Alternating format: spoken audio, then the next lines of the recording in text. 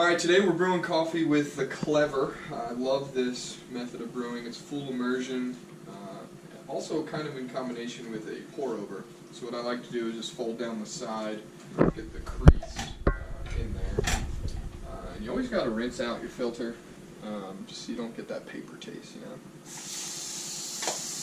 Try to use warm water because one of the secrets to the Clever is keeping as little temperature loss as possible.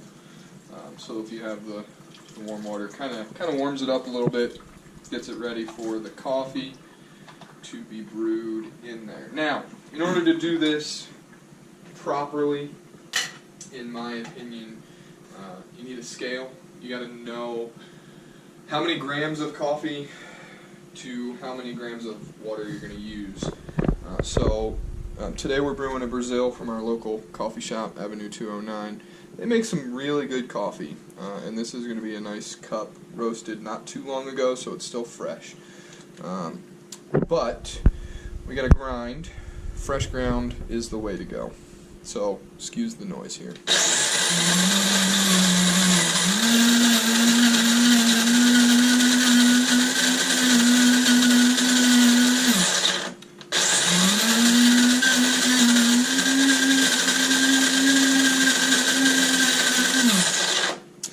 Now, what we're looking for as far as a ratio goes, we'll talk about grind size first. This is a pretty fine grind. I actually had to modify the grinder to get it to go a little more fine. But you want it fine because that'll slow down how quickly the water goes through. But we're looking for 24 grams here on the scale. I do 24 grams of coffee to 340 grams of water, and that will brew 8 ounces of coffee. That will be your finished product, 8 ounces. So we have our mug ready here. Shout out to Martin Luther, how you doing? And we gotta clear that scale. I need, where did that go? I need my handy dandy measuring cup. Should have had that ready. And we were using the Zoshirushi. It's a hot water dispenser. Keeps it at 195 degrees.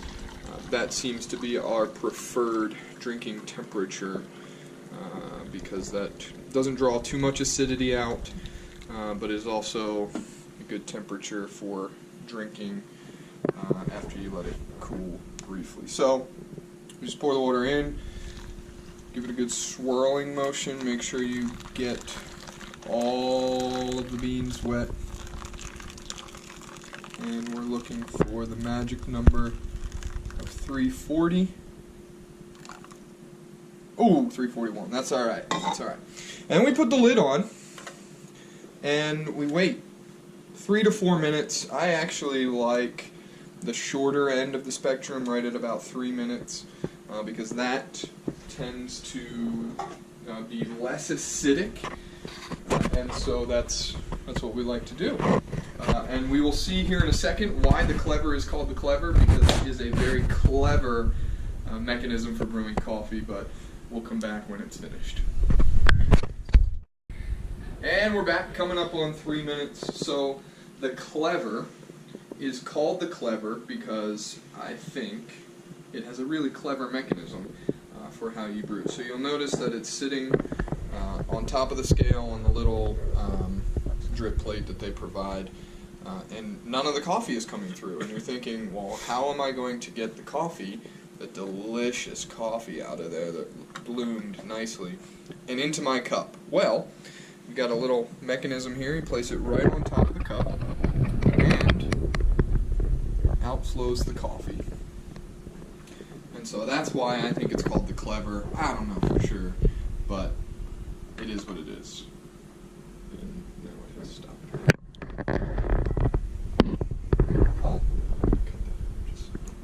Really? And now it's brewing. The Clever has very quickly become my preferred brewing method. I also use the AeroPress, which is great, but the Clever seems to draw out more of the sweetness, and you tend to get a wider spectrum of flavors from the Clever, and so I really enjoy it, and it produces a great cup of coffee. So I would highly recommend the Clever. You can pick that up at Amazon. I got it for Christmas. Works great, and I am loving it so far. So it's finishing up here.